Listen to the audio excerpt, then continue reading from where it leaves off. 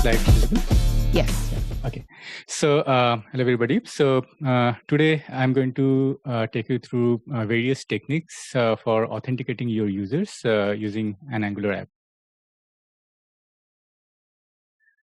Quick intro about myself. As I already mentioned, I'm a freelance front-end developer, and I run a community-based platform called Front-End Social, where people find a lot of new latest trends, what's happening in front-end, and different events which are taking place. You can reach out to me on Twitter using this handle, Souvik Basu. I tweet about many things related to front-end development. So yeah, when we talk about authentication, the very first thing that comes to our mind is the simple user name password form, right? So this is the first thing that we can think about.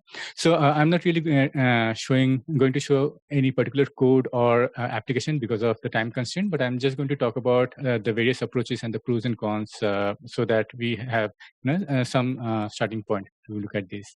So for a simple form, the good thing is that you can have your own custom validations, like what kind of passwords you want to have, and you can have your own custom looking login form, like if you want to show any kind of an icon there in a particular way, so you can do those kind of things. But the problem is you have to do a lot of manual work in that, like you have to implement the forget password flow yourself, you have to do the email verification yourself, and there are chances of a lot of security leaks here because you're handcrafting everything. So there are chances that you might not really follow the best security practices. The next thing that we can do to enhance our login form is to have some kind of a captcha that you would have seen in a lot of websites. The major reason for doing that is to avoid any kind of bots, so that not like only authenticate human users get to get inside your application and work with it. The only problem with this is that you would have experienced it, like sometimes it becomes really frustrating as a user, because you're asked to click on a bus, but you see a car and you don't know whether to click it or not. And even if you have clicked on a bus, it will ask you to do it again. So it sometimes gets a little frustrating, especially when you see those kind of text captcha where it is so malformed that, even as a human being, you cannot figure out what is the text. So yeah. So we have to kind of figure out the best provider. There are multiple providers in CAPTCHA, the most popular being the Google reCAPTCHA, or there are some NPM libraries like NGX CAPTCHA, which actually is kind of a wrapper over different providers. And there is also CAPTCHAs.io that you can try out. This is something that we see a lot more often these days. So for a user, remembering their username and password is kind of difficult. I know, I just don't recall my password in so many different websites, and it's just going out of hands. So for that, I have to use some kind of a password management tool.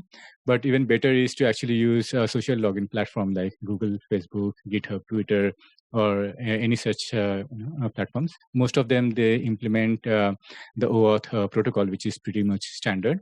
So if you want to implement this, either you can go to their individual websites and use their SDK and do it. The problem with that is that, let's say if you implement Facebook, not everybody is on Facebook. They would also want you to implement some more options like either Google or Twitter or GitHub or things like that. So if you have to do each of these by hand, it gets really difficult and takes a lot of development time.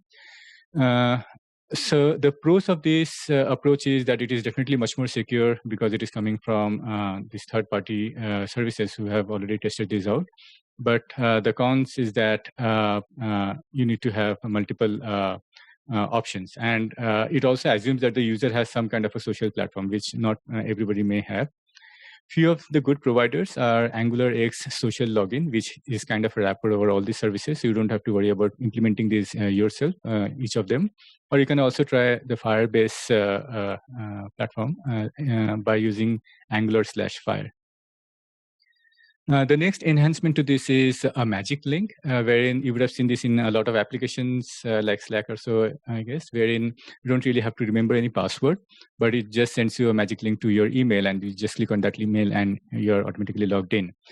The only problem with this is that there is a lot of back and forth between the application and the email. So it's not a very seamless experience for the user. A few of the providers is Magic.link, or even Firebase has an offering called Firebase Email Link. Then there is multi-factor authentication, which really takes authentication to the next level.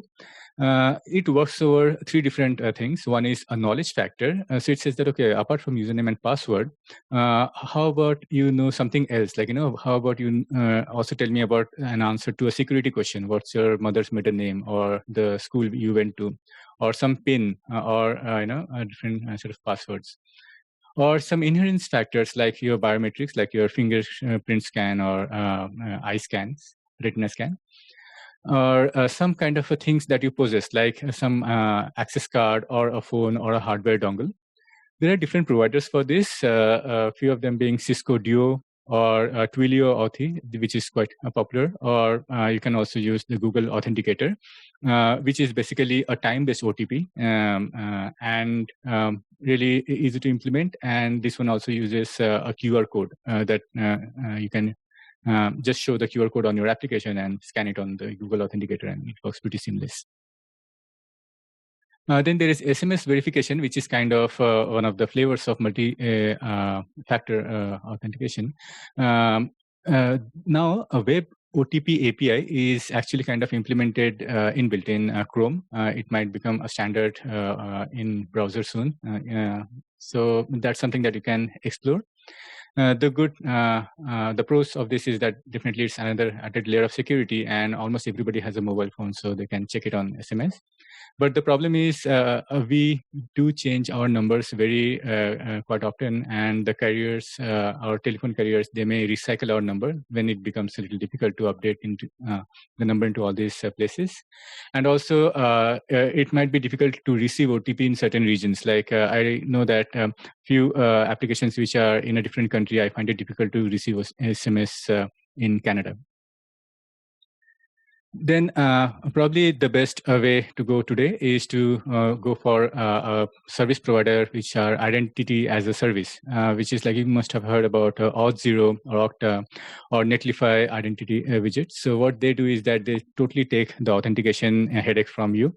They say that you don't even have to maintain a database of users, at least the account information.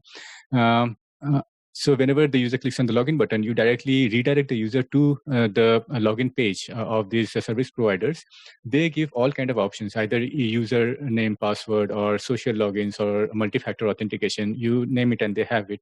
And it's like industry tested. They have loads of users. They have very good customer support. So you just use those, and then once the user authenticates, you get things back, you get a redirection back from them, and then you can show the user homepage. And the good thing about this is that for a bigger application, like if you have really good big user base, you save a lot of development and operations time by delegating this. And the only problem is that now your entire authentication is kind of on the third-party side, and you definitely need a good service level agreement to make sure that they're always up and there are no errors.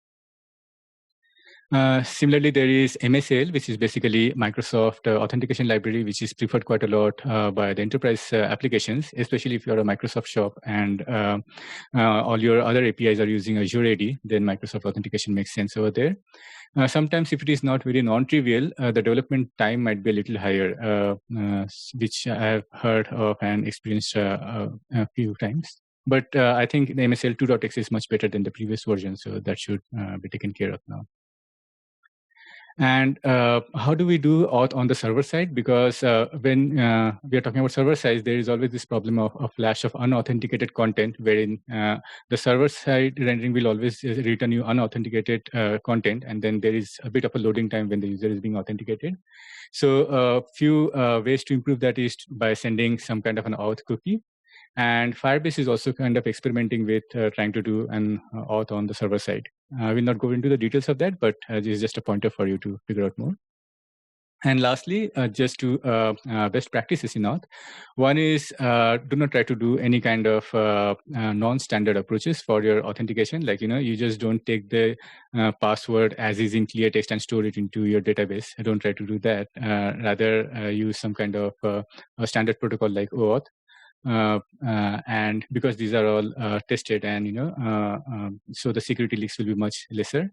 And also don't try to have any kind of custom auth headers. Instead, use the authorization header, which is a much standard way of doing it.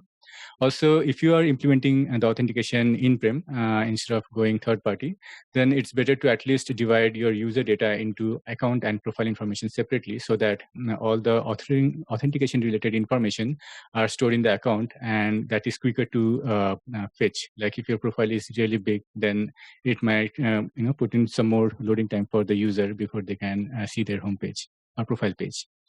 So yeah, that's about it. I hope you got few pointers about the various ways in which we can do authentication in Angular app.